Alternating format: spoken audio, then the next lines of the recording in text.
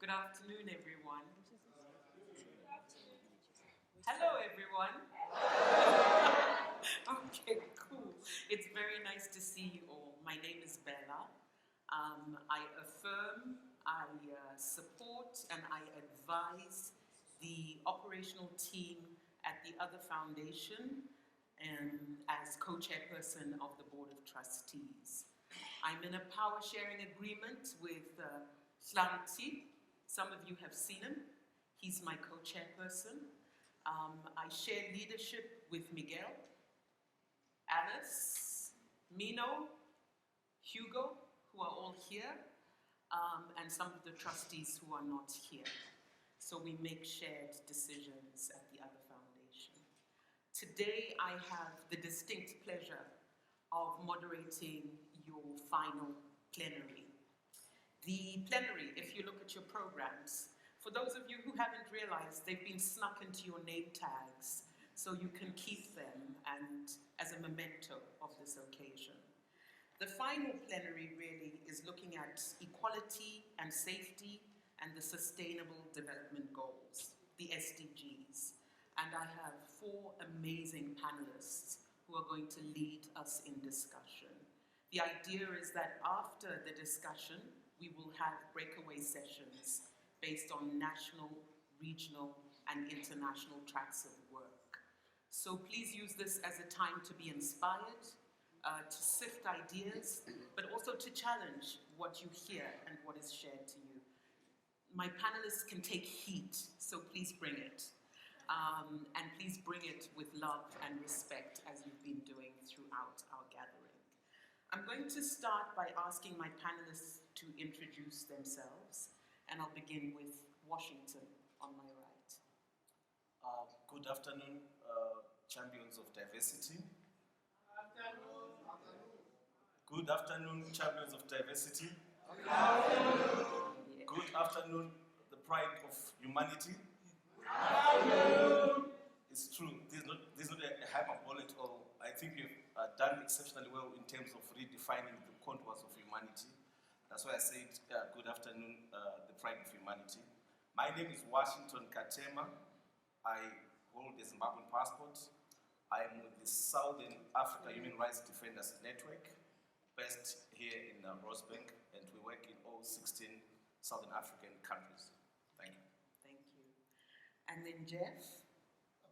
Hi, Bella, and good afternoon, everybody. And first, if I could just congratulate the whole team that put this together. I know we're coming to a close, but it's been an amazing, inspiring group of people and discussions. My name's Jeff O'Malley.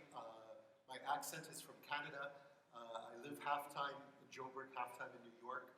I'm an independent consultant and activist now, but I'm here, I think, at least partly because for the last 35 plus years, I've worked as a gay man in very straight development bureaucracies, in various United Nations agencies, in big international NGOs, and working on a variety of tasks, but always trying to bring the reality and the importance of queer issues into those development agendas. I also, just to do a little plug, wrote a report last year, got published by UNDP in January this year, on the Sustainable Development Goals and sexual and gender minorities. So it's a good reference document if people want to learn more following this discussion. Thank you. Danilo? I'm on? Okay. Good afternoon, everyone. Comrades and colleagues, my name is Danilo da Silva, and I'm from Mozambique. I'm the Executive Director of LAMDA, which is the Mozambican Association for Sexual Minority Rights. I'm an advocate, human rights advocate, an LGBT rights advocate, and I've been quite involved in many processes across not only Mozambique, but also in the continent, in the various initiatives trying to mobilize and advocate for LGBT rights across the continent. And yes, it's quite an honor to be here and speaking to you this afternoon. Kubi. Good afternoon, everyone. My name is Kubi Rama. I'm from a Southern African NGO called Gender Links. We work across 15 Southern African countries. We haven't quite started in the Comores. We need to get there. I'm South African born, but have been working in the SADC region now for over 16 years. So I feel like a SADC citizen. And yes, we will share more about what we do just now. Super. Can you please give them a very warm round of applause?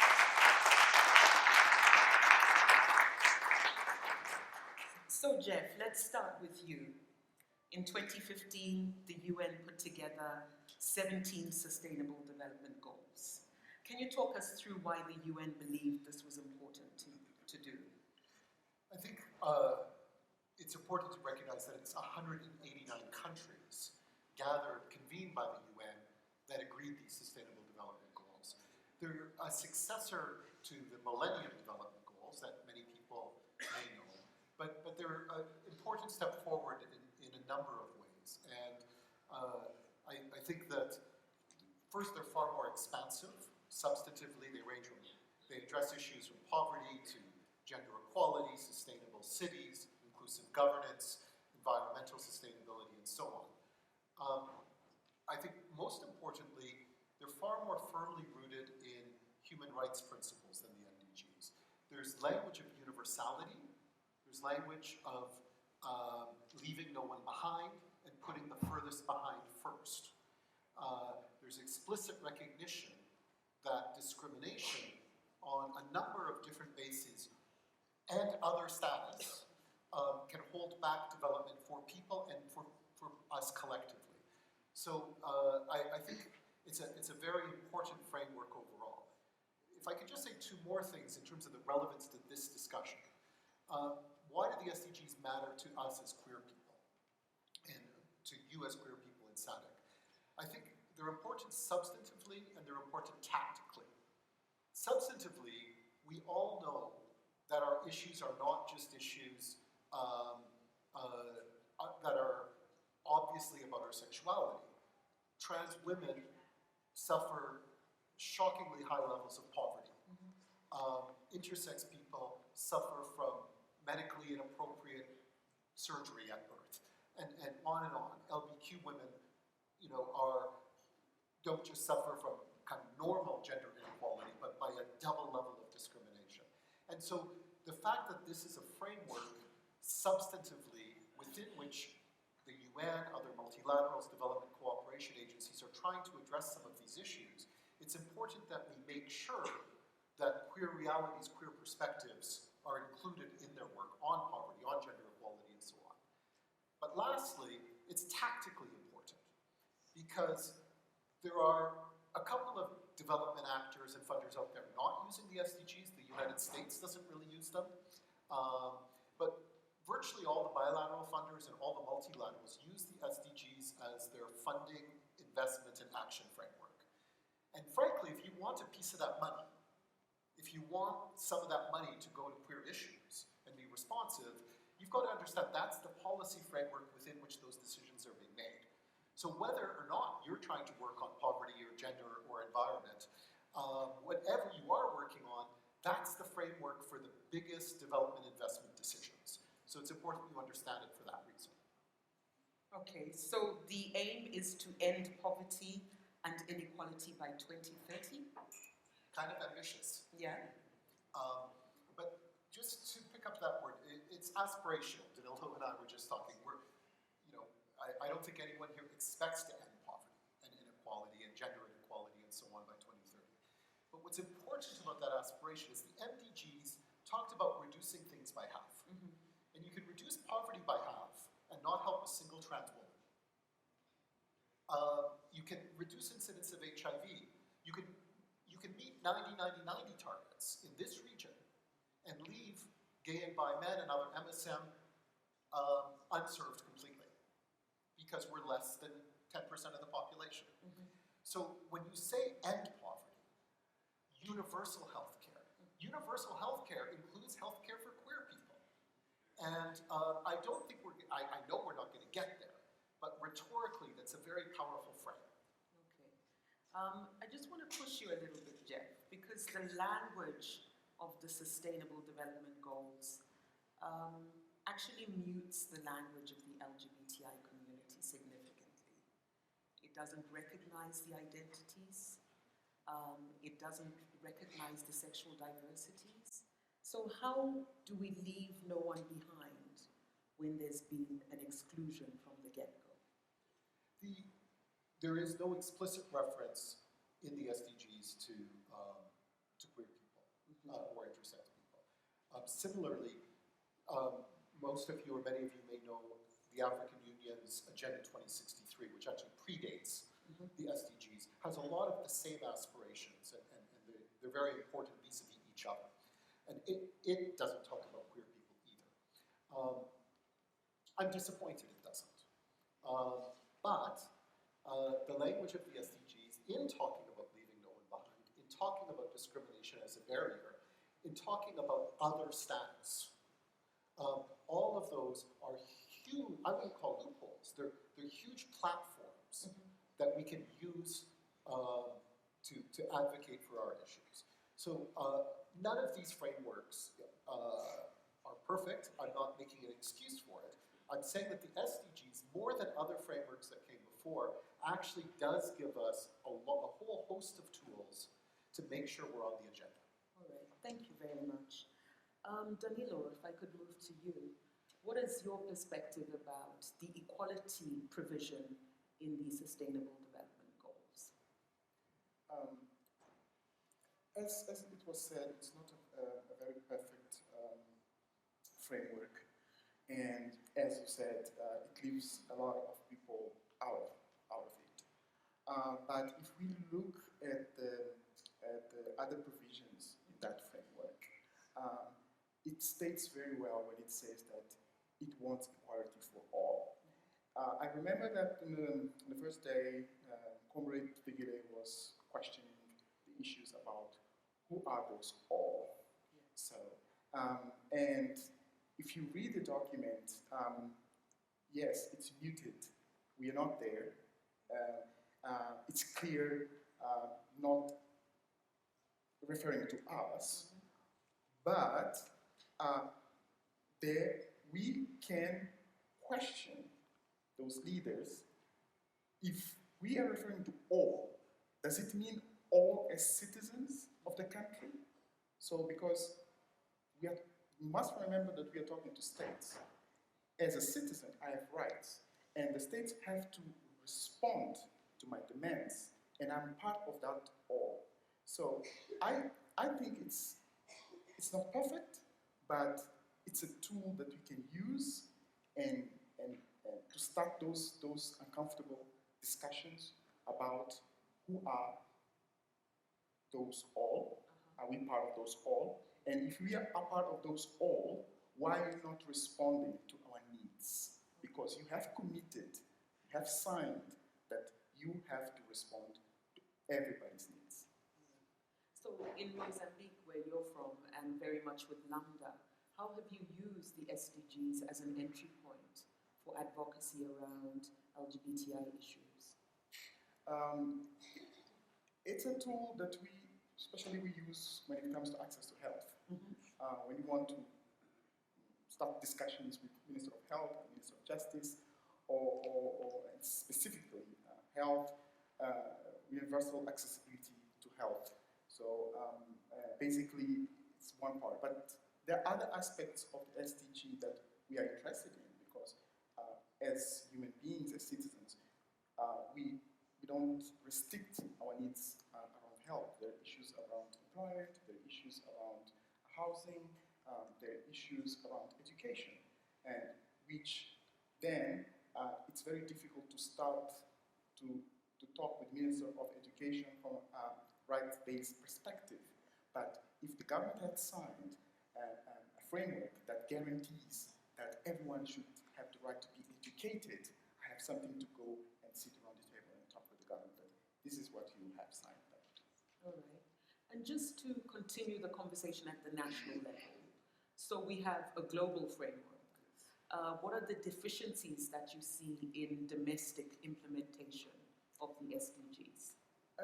The first thing that one notices is that there's a lack of understanding of SDGs. There's a lot of criticism also by those who working with it and know it, because what was said here in terms of it excludes a lot of people. It's very heteronormative, and there's a language around women and boys and girls, and also it's very disempowered because it speaks around vulnerable people. So I don't like that word, the vulnerable people, because it's very disempowering. So, but that is the deficiency of the document, but it is as it is. It's a tool, and we should use it. Okay, thank you. There was someone showing love to Danilo from the audience. Where are you? Please, again. Thank you, Danilo. Kubi, I want to turn to you because your work very much is about women's rights. And goal number 5 says that one of the key aims of the Sustainable Development Goals is to end all forms of violence against women and girls. Is it your perspective that the region, thinking at the regional level now, has made sufficient strides to achieve that goal? Bella, can I change your question? Sure. I think to step back a moment, Gender Links has always maintained that our work it covers the entire region, but more importantly, the SDGs, the guidelines. And it really is frustrating when you see governments running around coming up with SDG plans where we're not implementing things that are homegrown, that are here. So we then took a step back and said, what do these are principles, they're normative frameworks. What do they actually mean in this region? So after much lobbying and advocacy, we adopted the SADC Protocol on Gender and Development. And that put in place a framework for gender and development in this region that included the SDGs, the African Protocol, the Optional Protocol, the Maputo Protocol. So, but the difference is that it came from us. One of the issues I have with the SDGs is that it's imposed. And our governments, yes, 89 countries agreed, but we are very good at signing. We're not very good at doing. So when we brought that together into the protocol, we had to constantly then monitor progress. What was happening in relation to the targets that were set? And of course it included GBV. But the entry points for lobbying and advocacy, we don't see gender as equals women. Gender is a much broader definition. It includes women, LGBTI plus communities, everyone. So we went back to the drawing board. We produced something called the Gender and Development Barometer every year, where we look at how are we performing against the protocol. How well are we doing? And we do it across 15 countries. So until last year, we covered the whole gamut of the entire barometer, education, political participation, and everything else in between. Post-2018, we sat back, that was the 10th edition, and we said, let's rethink this. And we said, what are the most important things facing this region? And precisely, Danilo, where do we get the opportunities and entry points? And SADC itself has a regional plan, and at the center of that plan is the well-being of SADC citizens. They have committed, they believe that SADC citizens will not participate fully in public or private spaces if there aren't certain sets of conditions in place. We then asked ourselves, where do most of those conditions reside? And really, it was about sexual and reproductive health and rights. If you enjoy a level of health, if you're accessing your rights, it changes where and what you do and how you do it. So fundamentally, what that pushed us to is to look in terms of SRHR. How is it impacting on citizens' rights? And we did that across a few thematic areas. Safe abortion, adolescent SRHR, sexual and reproductive health, harmful practices, HIV and AIDS, but contextualizing it. We're constantly hearing that levels of HIV AIDS are going down in our region. Yes, but it's going up for young women. So these things are not finite, or you can't just say one thing and then of course GBV. And anyone who's South African sitting in this room right now is extremely exercised and extremely frustrated and angry because we just don't know what to do. We're living, every morning it's a new case. The last thing we looked at, the chapter, which was very hard to write, was the rights of LGBTI persons in the SADC region. The first thing we had to look at is how do we measure those? Because across the region, and in fact globally, those indicators were not very easy to then pull together. But with the help of ILGA and other groups, we came up with a set of 15 indicators. Now, I might get kicked out the room, but I'm not afraid, I can take the heat. We believe decriminalization is a decoy. Decriminalization has happened in Mozambique, but has it actually changed anything? I mean, even up to the point when it happened, nobody had been convicted of same-sex consensual acts for what, 20 years or something? So the point decrim is almost lip service. We'll decriminalize, let's make you all happy, but it doesn't change anything. We then looked at legal protections. So hate speech, which countries has them, how are they implementing them? And there were some very interesting different results. For example, South Africa doesn't have hate speech legislation, but Angola does. And we have, for various weird reasons, ours hasn't been passed. Then we looked, in my opinion, at the most important area, which is social protections and enabling environments, which is about marriage, adoption, the ability to operate freely, Danilo, as an LGBTI organization, sex change at birth, its laws, and then things like under legal protection, conversion therapy. So we went through the whole gamut and looked at the various, because it's not just about decriminalizing, it's about creating an environment where as a citizen, you can fully realize your rights. Any one of us. So how do we move, Kubi, beyond a tick box exercise, which our governments are very good at doing completely? So how we move from there, and it's not going to be easy, and given, I can tell you now, we have just signed ourselves up for a year of hell because Tanzania has taken up chair of SADC. Tanzania, as you might, I don't know if there's anyone here from Tanzania. Anyone here from Tanzania? No? Pity. Tanzania was one of the easiest, most open democratic spaces to work in. In the last 5 years, they have regressed to such a degree. And in my humble opinion, I call it the Trump effect. Unaccountable, gangster-style leadership where you can do what you want without accounting to anyone. So Tanzania has gone to the end where they have a police force that are rounding up LGBTI people and putting them in prison and conducting anal exams as a way to get evidence. And this has been publicly announced by the governor of Dar es Salaam, and they're encouraging citizens to report people. So you have that extreme, to less extreme but equally damaging, where Mozambique Lambda remains unregistered, despite the fact that they won the case, and there hasn't been any movement, where you still have criminal cases being taken against homosexual people. So I think, Bella, the most important thing we have to do is first popularize the findings of that chapter, what we found. And for me, the most important thing in those chapters, yes, we have the indicators, we have the results, and of course the only country that comes up trumps is South Africa on paper. South Africa's pretty much got everything except hate speech. But in reality, that may not be entirely, that picture may not be as rosy.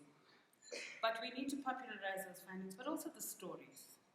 In those chapters, in that chapter, we've got stories from intersex people, from a lesbian woman in the DRC that was raped by 7 men to prove that she's not lesbian, a young child that was born and spent 6 years in hospital because gender reassignment was done at birth, and because her parents prepared for a girl, they made her a girl, but she's a boy. And she was threatened with corrective rape in Soweto because she, even though she, she was a boy, so she was attracted to girls. So those stories are very important because this is not about laws and the SDGs, frameworks, etc. Ultimately, it's about people's lives and how all of these things impact on human beings' lives and their ability to fully participate as citizens, wherever they may be. Thank you, Kobe. So I want to move across to you, Washington, and the work that you do with the Southern African Human Rights Network. Really invoking the essence of Goal 16, which is about promoting inclusive, peaceful societies that have access to justice. What would you say, and I acknowledge that as we were preparing for this panel, you said you came here as an ally to learn, to understand, and that's very courageous of you, and we commend that. That's why the space is here. What would you say is the opportunity that exists to begin to speak about LGBTI people as human rights defenders in our region? Thank you, Bella, for the question. And like Bella has just said, and perhaps as a caveat, I am new to this space, not only LGBTIQ plus space, but even like human rights defender space and the civic space narrative. So I came here with 3 distinct but interrelated objectives. Number 1, to unlearn. And in the course of learning, I think listening from several diverse voices, I think the language we use becomes our reality. If we say we are vulnerable, we will be vulnerable. If we say we are weak, we will be weak. And this is my candid observation over the course of 3 days now, that as an ally and you as LGBTI plus populations, our deepest fear is not that we are inadequate. Our deepest fear is that we are powerful beyond any measure. As we are liberated from our own fears, our presence automatically liberates others. So instead of saying we are losing, I think the language is we are winning. We are not victims, we are victors. Even in terms of the space, is the space shrinking or is the space changing? We need also to engage deeper into some of those conversations. And back to what I do with the Southern Africa Human Rights Defenders Network. Our overall goal is to defend civic space and protect human rights defenders at risk.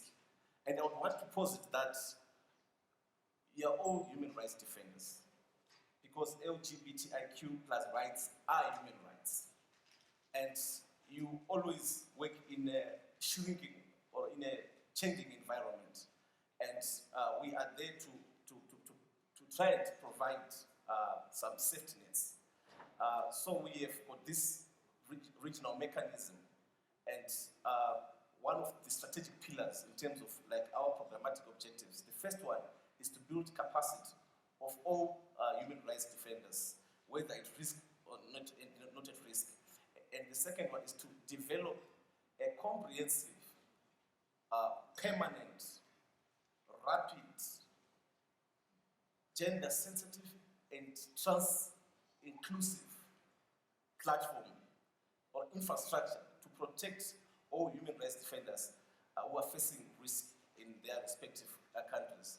And we also have advocacy and research, because we believe in innovative research and evidence-based advocacy in terms of promoting human rights defenders and defending human rights defenders at risk.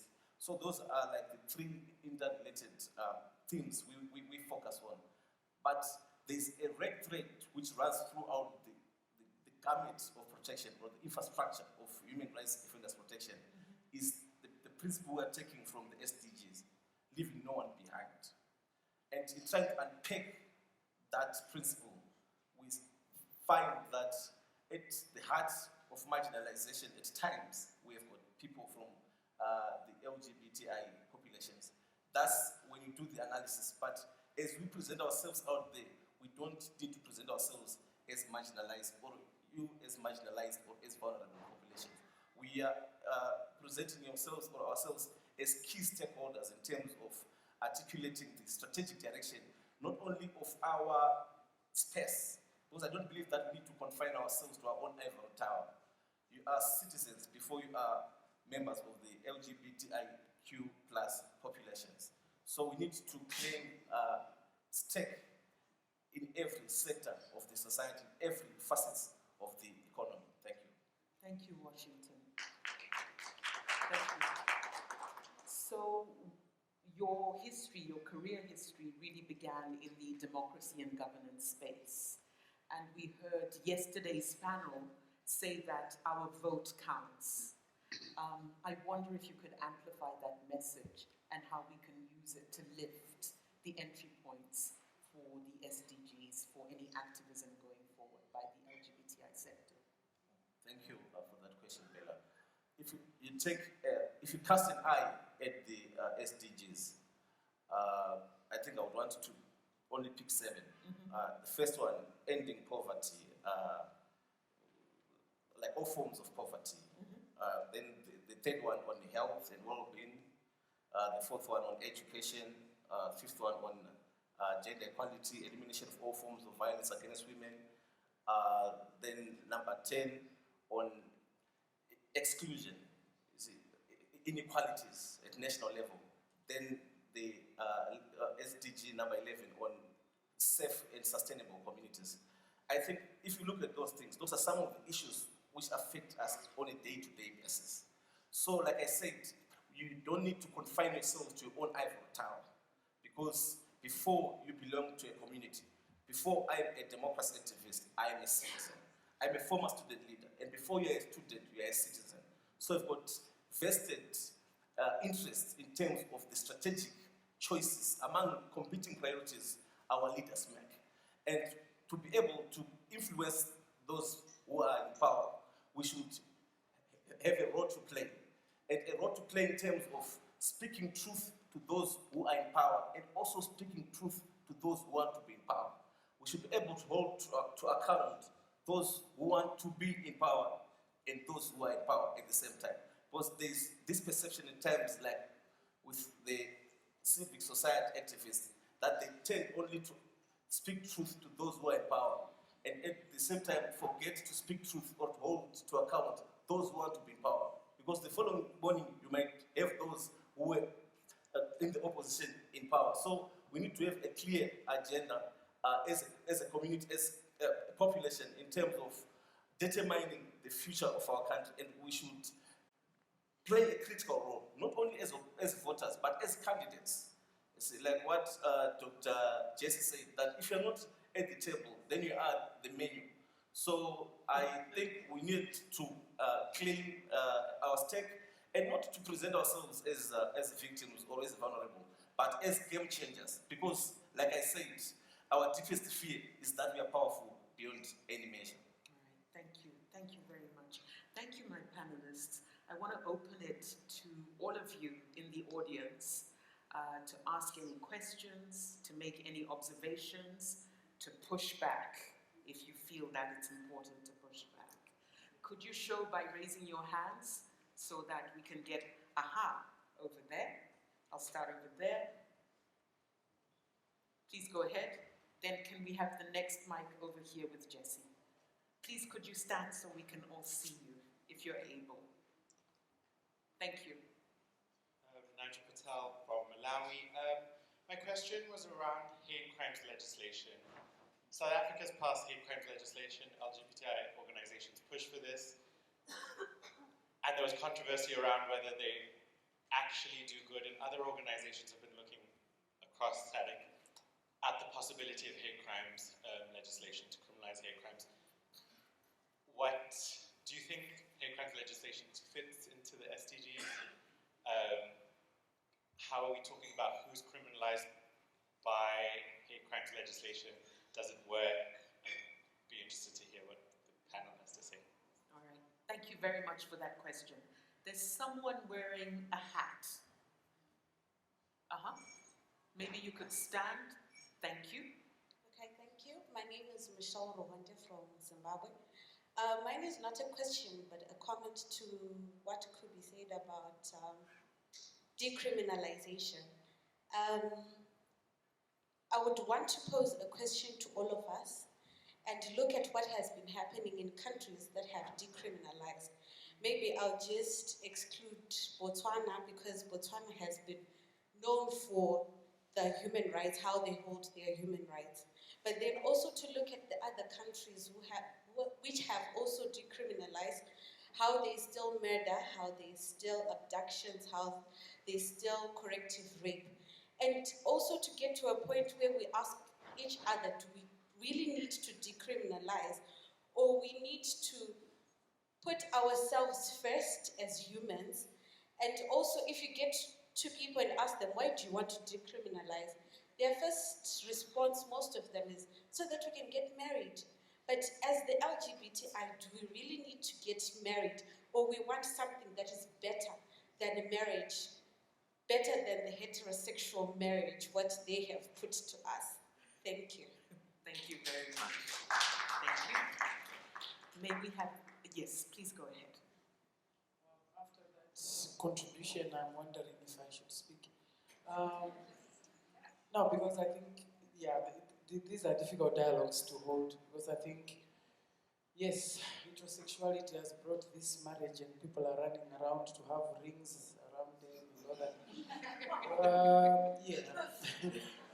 At the same time, there are some who actually have managed to find a non-patriarchal marriage. And I think we need to be careful not to throw away the baby with the bathwater. That is to say, to reduce marriage to those who've used that institution to oppress people. Because I think there are others who have not done that. So it's that delicate dance. I think you're quite right that much of the marriage is patriarchal and not desirable. But you should remember there are some that have found happiness in homes and, on either side. Be it LGBTI, trans, it has happened. Some have been that lucky. I'm not one of them, but I know. Yeah. I bet you're not surprised. Anyway, let me contribute. What I wanted to ask is the issue of Tanzania. I have serious problems with Tanzania's single story. I think every time you wake up in the morning, people talk about this Magufuli who is miracle to the continent. Yet this is the person who has said anyone pregnant cannot go back to school, and we are in, nobody has taken him to task on that. My question to Gender Links and also others is, I think we need a framework where we are calling out these leaders who are being sold as miracle leaders. And in there I put people like Kagame. I have my issues with the human rights that is happening in Rwanda. But right now you go anywhere, you hear, nobody talks about the opposition leader, woman leader that he has had locked up for all these years. Why? Because he has put roads and whatever that they're seeing there. My issue is the democracy we're talking about. Somehow we've reached a point where we think if hegemonic discourses are happy with you, you are fine. People go to UN and say, we've consulted Malawi, when they've not talked to the women of Malawi. They've not talked to the LGBTI community, but somehow they can stand up and say, we've spoken to South Africa, or South Africa has said this. When we all know that we signed up to ICBD and we said rights are not about numbers. Now, what framework are we putting together to call out people that we might be few, but we are human? And it's not about how many we are. That's why the issue of albinism has managed to get center stage, because I think it's one of those that people have seen. There might be few, but doesn't mean they're for sale. They are human beings. So I would like to know what organizations like yours are doing. My second submission is on the decriminalization. I would want to differ a little bit in the sense that I think in the movement, different communities that we have, we tend to want results as soon as we put a certain thing on the table. I agree with you, it's not a panacea. But at the same time, there are some things that we get when we decriminalize. I don't think decriminalization solves every problem, but if you ask me, without it, would be where we are we going to be where we were? Do we not need it? I think it plays a certain role. But if we decriminalize, thinking that we are solving it, then we've got a problem. So in other words, I'm saying, can we have a nuanced conversation on decriminalization that says, if you pass a law, it doesn't mean you've ended it. It now means you have to tighten up on monitoring and also on how that speaks to the other gatekeepers that are keeping people away from this. So I just wanted to ask your views on that. Thank you very much for those questions. Panelists are noting the questions and will come back with their opinions and views. Is there anyone else from this section of the room with a question? Yes, there are. Please, can we take the two hands that have gone up? Recognizing me fully, and that in itself is important. Thank you. Thank you for the panel. My quickest comment or question would be the regional SADC. Can you use whatever agreements or laws or policies to strengthen international relations? So as in the ICDP, etc., would you be able to use that forum? And I'm wondering the integrity of such a forum if you still have presidents who are horrible to their people, who do such. So what is the use of having such a platform where you engage laws and goals and have all this good speak, while in individual countries these presidents are still doing harm to these bodies? Thank you very much. I'd like to move to this section of the room. Any questions? Going once, going twice, gone. Okay, this section. I saw a hand. Yes, Mfundis. It's been a while I heard that before. My name is Jide Macaulay, thank you. My name is Jide Macaulay, House of Rainbow. I also want to do a quick response to the question around decriminalization. I think the first thing is to look at the benefits of decriminalization. Number one, we're asking for decriminalization because they're not our laws. They were colonial laws that brought over here by the Portuguese, the British, and you name it. So they need to take it back. Now, England has fully decriminalized, so 50 years now, they wipe all their hate laws completely out. Why should we not do that? I think that we also need to use the opportunity to promote the value of Africans. Cradle the Humankind exhibition is amazing. So if you go to the exhibition and look at it in the history, you can actually kind of see and recognize ourselves through our own ancestors. So we don't need all these laws. Now, the other reality is that if you look at the research now, the countries where they have decriminalized, whether it's in Europe or in Africa, we're beginning to see the benefits. People are beginning to soft down the homophobia and the transphobia, but we have a long way to go. And that is why when I continue to remind myself why I'm here, it's a space where we bring our struggles together to address those struggles so that we can find the solution. So I would like us to actually maybe have an additional response on the benefits and the pitfalls of decriminalization. Thank you. Thank you very much. I'm going to come back to this row. Anybody? Yes, at the back. I see some hands. It wasn't your time before, so please can we give the microphone to this group at the back? Please go ahead. Yes, could you stand so that we may see you, please? Thank you. Hello, everyone. I'm Carol Mutengi from Zimbabwe. There's something that I do a lot of viewing of status of strangers. But there's something that I read that I felt I should share with us here. That the center seems to feel it holds all the power. But there's so much strength in the margins that the center can learn from the margins. So I just want us to take some time and understand that as people who are in the margins, we hold power. We are not a powerless population. And there's so much that the center can learn from us. And apart from that, we don't need to push to be in the center. Like something that Bella said earlier when she was, that we seem to feel that our allies, in as much as they help us and they understand us, are in the ideal setting and we need to get into that setting.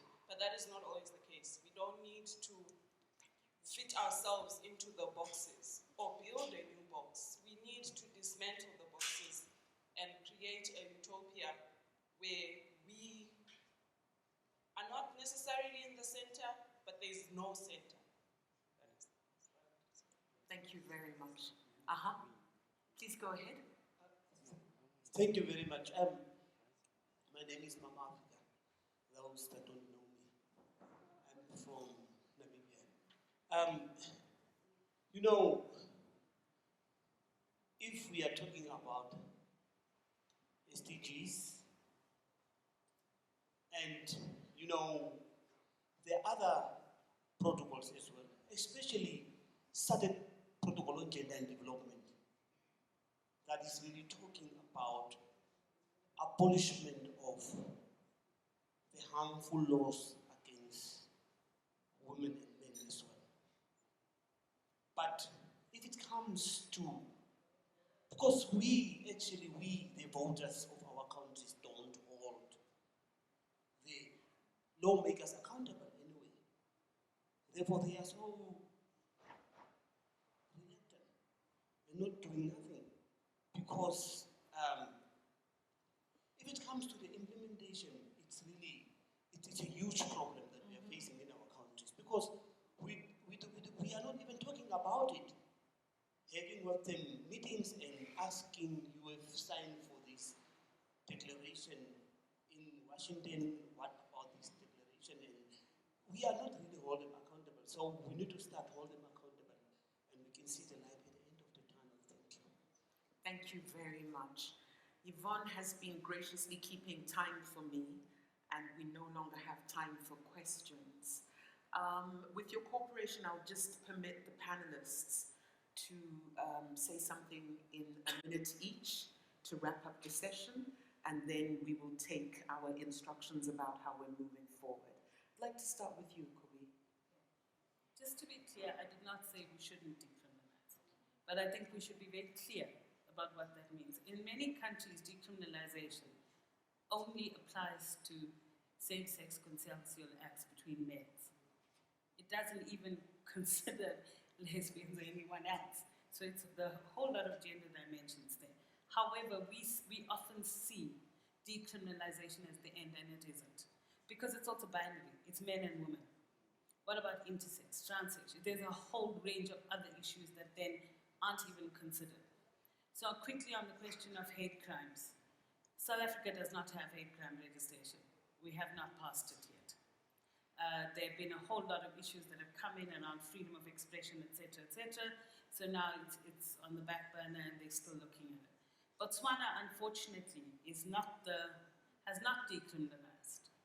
Just so we're clear, because the Attorney General has appealed the decision.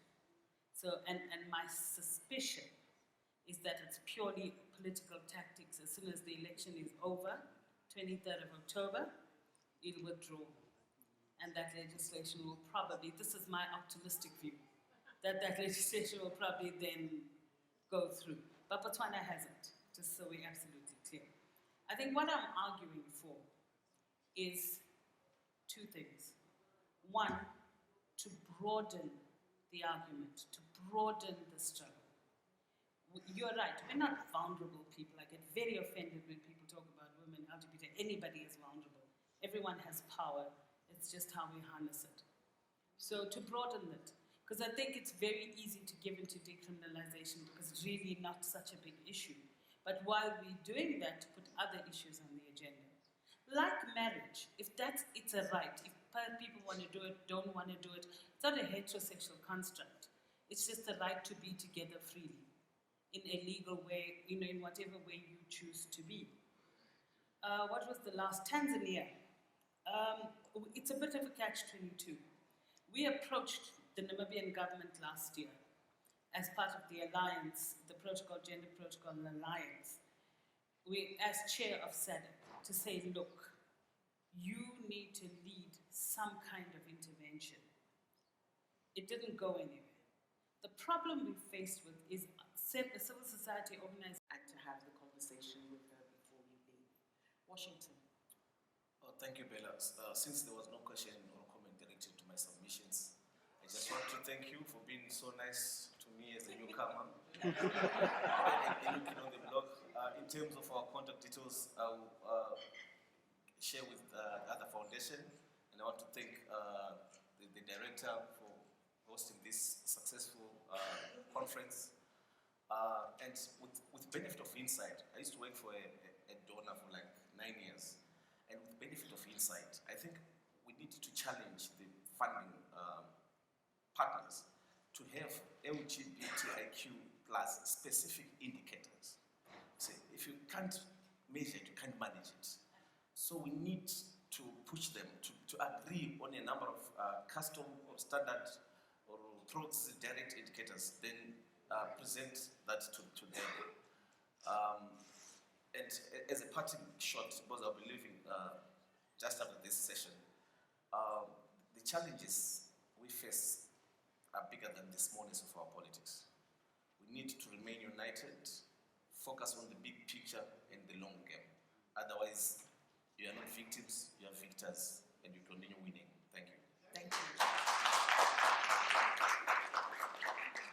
Thank you, Washington. Washington is going to his daughter's birthday party, which is more important than our party tonight.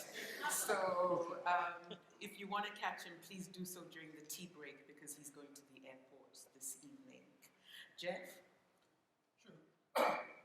The theme of this gathering over the last few days is about expanding spaces. And we're complex and multifaceted people, like all people. Part of us is our sexuality, our sex characteristics, our gender expression, our gender identity. But we're also people of a certain class, of a certain race. We're people who are included or excluded from governance. We're people who benefit or don't benefit from education. And I think the most important part of this discussion is it's not the SDGs. The SDGs are a framework that we can use, and in many contexts it's not useful, in many contexts it is. Tactically using them with respect, moderator, I don't think it's helpful to focus on the fact that queer people aren't mentioned. It's much more helpful to focus on the fact that there's a commitment to working with the most marginalized, to including everyone, and to use that to our advantage when we can, as we should use the SADC instruments and protocols, the Maputo Protocol, AU's Agenda 2063. These are all just tools for us. It's not good enough, though, for the UN, for governments, for political leaders to say that they're serving everyone. That we have an anti-poverty program and that's for everyone, no matter your sexuality. When you have a program that's trying to address overfishing of the oceans or carbon emission, I think there's probably not a queer-specific element to that program. I think that program really is serving everyone. But if you're looking at education, if you're looking at poverty, if you're looking at health, if you're looking at gender equality, if you're looking at governance, and a whole bunch of other things, there are queer elements to this. We are excluded in particular ways as queer people. And we have to say to those governments, those development funders, saying everyone isn't good enough. You have to understand how and why we're excluded. And as Washington just said, we need to look at specific interventions and ways to measure those interventions to make sure we're included. Thank you. But we also must. Thank you, Jay. But it's also not good enough for us. It's also not good enough for us to say that's other people's issues. We need to embrace the obligation working on these broader issues. Thank you. Thank you, Jay.